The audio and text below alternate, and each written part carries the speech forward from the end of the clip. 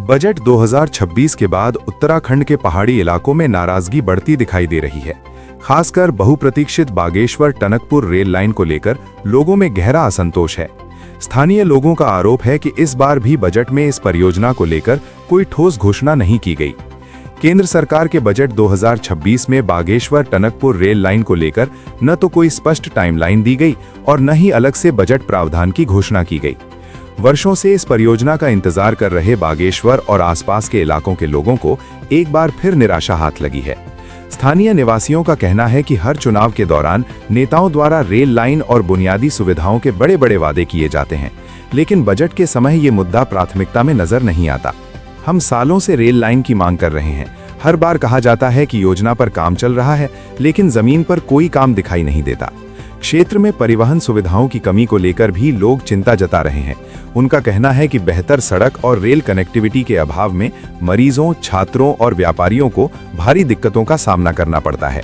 कई युवाओं को पढ़ाई और रोजगार के लिए पलायन करना पड़ रहा है। इस बीच केंद्रीय राज्य मंत्री अजय टम्टा ने परियोजना को लेकर कहा है कि काम प्रक्रिया में है।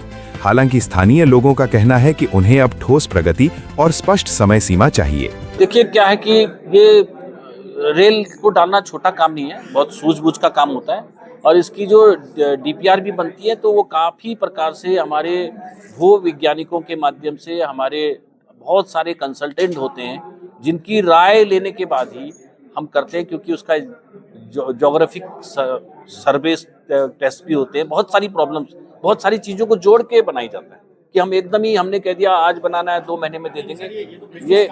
ये प्रस्तावित होना अलग चीज़ है, काम कराना उसका अलग है। डीपीआर का काम अभी कुछ ही समय पहले चालू हुआ है और उसके सर्वेक्षण का काम भी चालू हुआ है। उसकी फिजिबिलिटी चेक की जाती है कि संभव भी होगा या नहीं होगा, तो फिजिबिलिटी भी चेक की गई है। अब हम सौभाग्यवान है कि इसमें भी तेज गति आई है, चाहे वो रेल नेटवर्क की है। हमारा ऋषिकेश कर्णप्रयाग तो बन ही गया है। हम रामनगर, चकुटिया और गैरसेउड़ के लिए भी हम उसको चालू कर रहे हैं। हम उसका भी डीपीआर की तरफ को जा रहे हैं। बहुत जल्दी डीपीआर बन जाएगा तो बजट प्रोविजन किया जाएगा और बहुत जल्दी रेल नेटवर्क हो जाएगा।